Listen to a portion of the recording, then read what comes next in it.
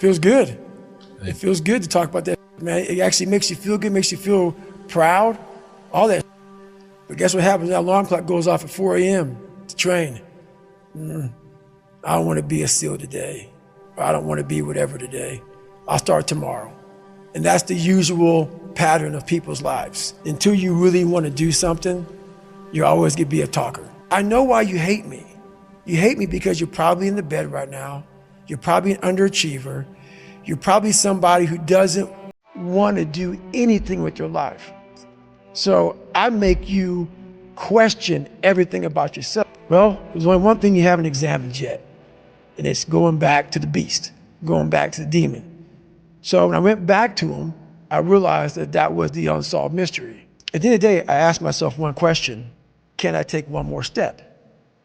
And usually the answer is yes. So if you can answer that question and not take another step, that is real failure. That is real quitting. So a lot of people can take one more step, but they choose not to. I don't know if you can take 2 steps. You got to answer that question after you take the first step. But I can always take one more step, so if I choose not to, that's on me. I got to live with that. But all the times that I was like, I'm not going back. And I went back. I'm not going back, and I went back. I'm not going back, and I went back.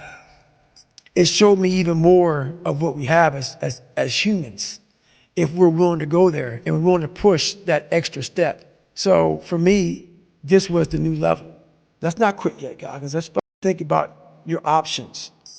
Where are you going to end up if you quit this? Where are you going to go? What's amazing about the human mind is that it becomes your new norm.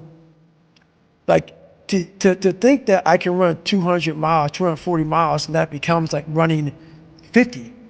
I never thought that was possible. This is why I'm always pushing that limit, because I know that within pushing these limits, there's always more. But what it did was it showed me what is possible. And that's what set the new stage for me.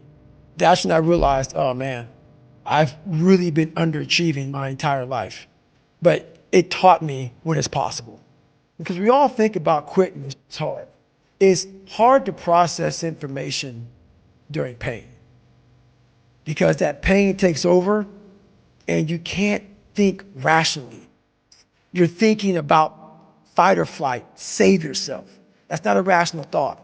It's not a thought that's going to get you through hard times. But there's a lot of thought behind a person being a born loser, becoming who I am today. You don't just wake up and just rocky. You got to wake up and think about, there's a process to getting better. And that process is never finished. And then once you do this over and over and over again, it becomes like breathing. I don't want to live this lifestyle, but to get to the other side of this, I have to.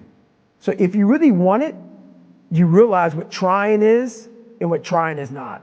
Your brain is the most powerful weapon in the world. Once you put away your phones and your computers and all that we have nowadays, yeah, it's great. We're up to date, but your brain is the only thing you have when you're going through depression, when you're going through hard times, when you're going through death, real life. You can't Google that, man. There's 24 hours in the day where you're alone in this brain, and your brain is talking to you in all kinds of ways, and it wants to control you, pull you in these different pockets. If you can't control your own brain and your brain controls you, you got to tell your brain where you want to go and how you want to go and how you want to get there. You got to control it. If not, it's over. That's how you have to live your life. When that alarm clock goes off at 4 or 5 in the morning, your mind says no. And all I knew back then was hard work. The only way anything gets accomplished, you got to work hard. You got to work hard. I can't get this paragraph. I can't remember what the is in this paragraph to pass this test to get in the military. Read again. Still not getting it. Read again. But if you're not getting it, write it out. And that's how I started learning.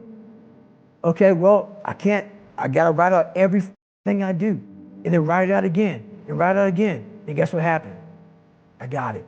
I can't swim. I'm negative buoyant. Go back again. I can't swim. Go back again. Go back again. Go back again. I got it. I realized if I keep going back and going back and going back until it just becomes, your mind will say, okay, we're gonna figure it out. It'll find a way. Because he is not going to stop. It's not like, I'm gonna try one more time. No, it's just like, alarm clock goes off, boop, we're going back. I can't read right, we're going back. I gave myself no way out, and my mind realized that. It's okay, we're gonna adapt and overcome now. That was my mindset. And that's how you get through things. You immerse yourself wherever it is, and you become that. You become that and give yourself no way out. But people don't want to go through the process of focus, of teaching yourself how to truly focus. I was the lowest form on earth, no talent, no ability to learn. And I literally know what it is to be rock bottom and to build that up. It's like, whether you believe in God or not, I do. He put this lab rat, which is me, on this planet and said, like, running is running. It sucks, but you have a choice to make. Do you want to sit down and go back to that guy you once were? No. So this is what it takes.